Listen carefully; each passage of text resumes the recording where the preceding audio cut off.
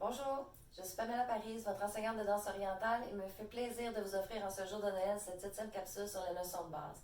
Nous apprendrons 2 volets sur les accents de hanche. Vous voulez vous amuser durant les vacances? Allez visionner les 6 capsules précédentes, elles se retrouvent dans la section vidéo. Je vous invite à me suivre encore quelques semaines les vendredis. Commencez à penser à votre inscription pour commencer l'année 2021 avec une activité différente en ma compagnie.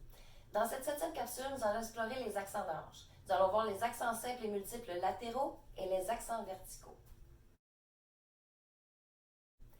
Pensez à vous échauffer un peu, à réviser votre posture de base corporelle, prenez conscience de vos muscles et pensez à respirer. Les accents de hanche ou du bassin permettent de marquer des rythmes ou la démarcation de la musique avec une certaine énergie. Ces mouvements figurent parmi les mouvements relativement faciles à réaliser en danse orientale et peuvent être effectués de manière unique ou répétitive. Il y a plusieurs façons de faire des accents dans la danse selon le genre de mélodie. Le coup de hanche latéral est un mouvement net, énergique, mais assez simple. Il peut être réalisé pied à plat, comme sur demi-pointe, ou encore sur place ou en déplacement. Il peut aussi être effectué dans toutes les directions. Le coup de hanche latéral s'effectue en isolant la partie supérieure du corps, en fléchissant les genoux et en poussant les hanches d'un côté à l'autre ou en simple isolation.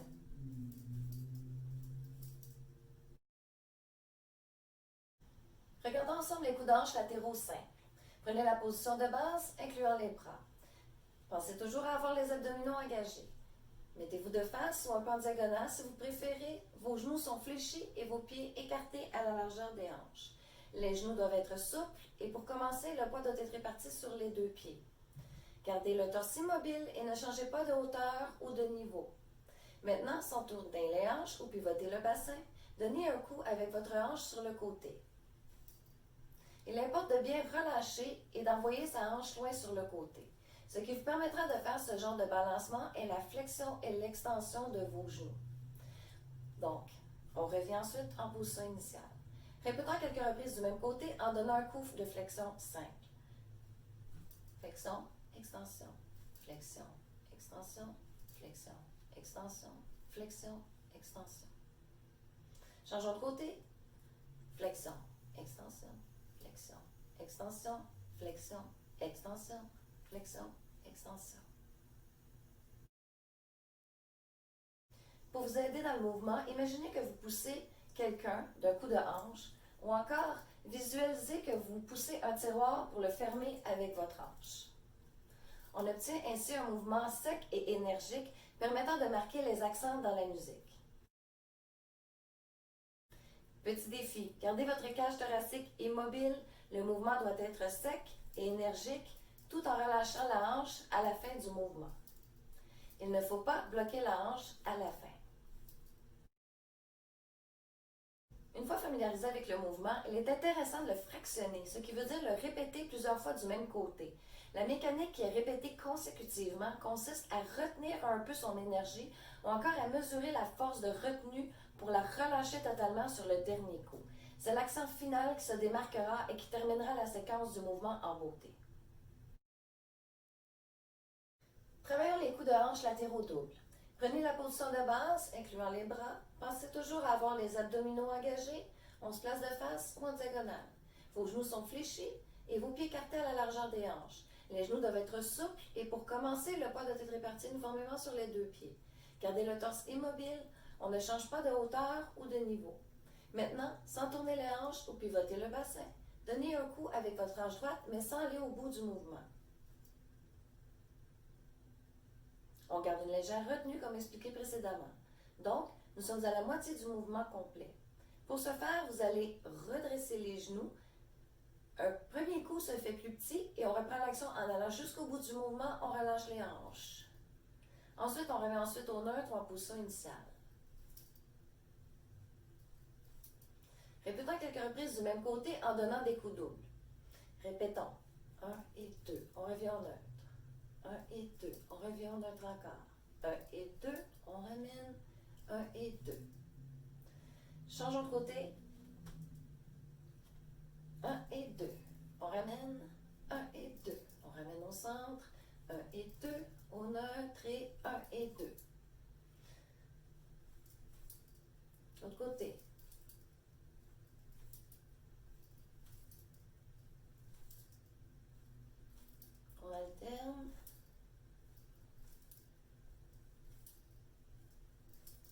une fois.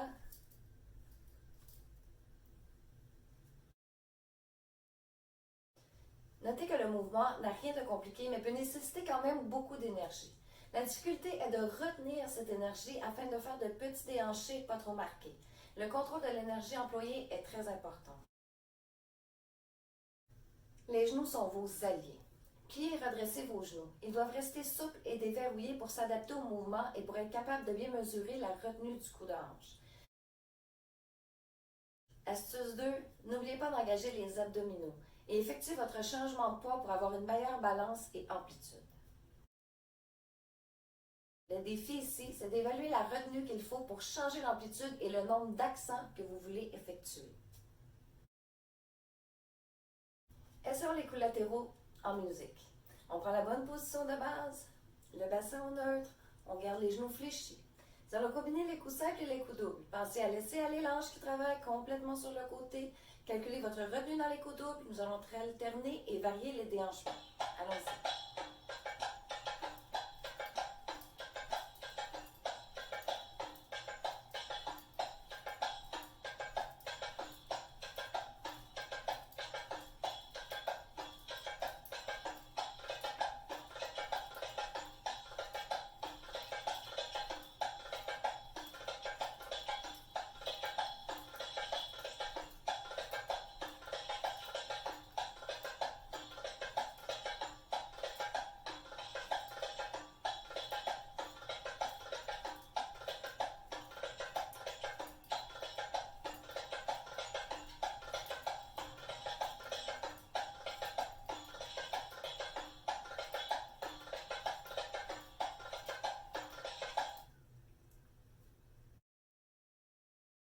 Débutons avec la notion de position de base avec pieds pointés. Prenez la position de base de face ou en diagonale, incluant les bras. Pensez toujours à avoir les abdominaux et muscles pelviens engagés. Vos genoux sont fléchis et vos pieds à la largeur des hanches. Mettez un pied légèrement devant l'autre en touchant le sol uniquement avec la plante de votre pied. La majeure partie du poids doit être dans la jambe de soutien, mais elle doit être droite, mais jamais verrouillée. Gardez le torse immobile, on ne change pas de hauteur ou de niveau. Le bassin est au neutre, comme dans la position de base où on emploie les deux pieds. Mais on ne bouge pas la hanche, mais on fléchit plutôt le genou pour garder la hanche au même niveau.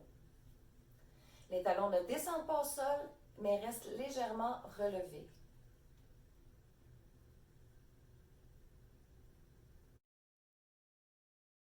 Les accents verticaux des hanches sont des accents du bassin qui consistent à monter une hanche vers le haut, puis à la redescendre vers le bas.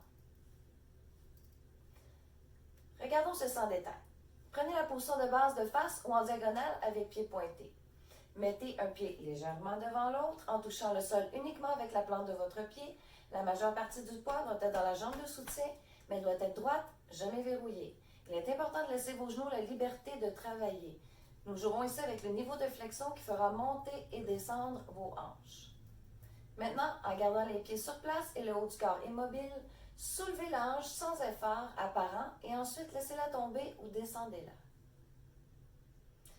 On prend la même position de départ, travaillez en flexion en alternant les genoux. Soulevez votre hanche en poussant le pied libre, puis laissez tomber cette hanche. On répète encore quelques fois. De face.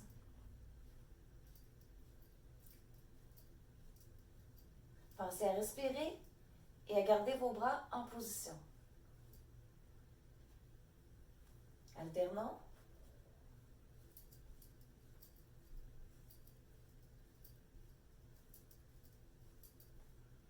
En diagonale. Remarquez la flexion des genoux.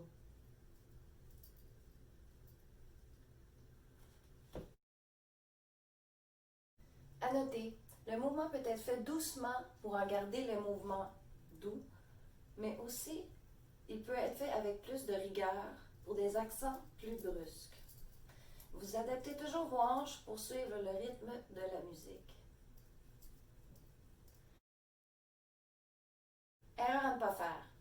Ne relâchez pas le bassin, ne cambrez pas le dos et ne vous penchez pas vers l'arrière. Assurez-vous de garder votre dos bien droit.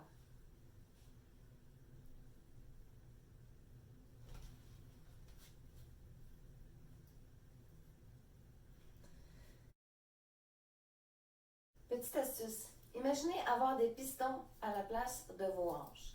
Elles font un mouvement de haut en bas, contrairement au mouvement avec les accents latéraux.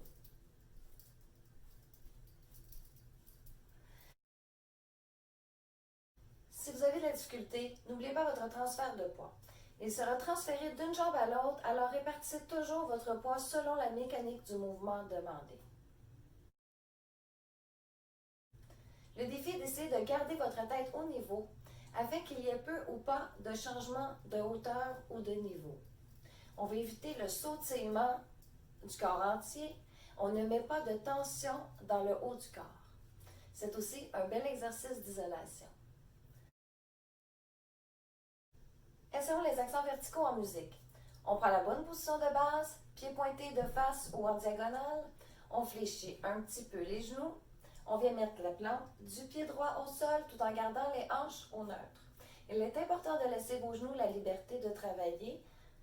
Nous aurons ici avec le niveau de flexion pour faire monter et descendre les hanches.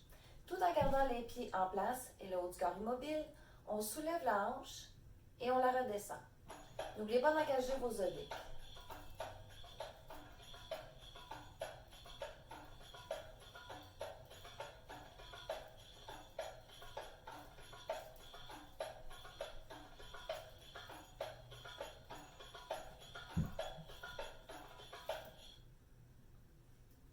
Essayons les accents verticaux de l'autre côté maintenant.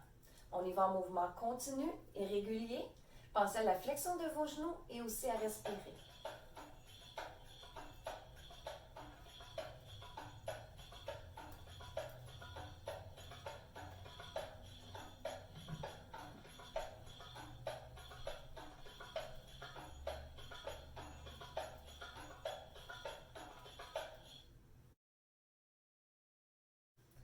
Je ne répéterai pas assez souvent qu'il faut pratiquer pour s'améliorer.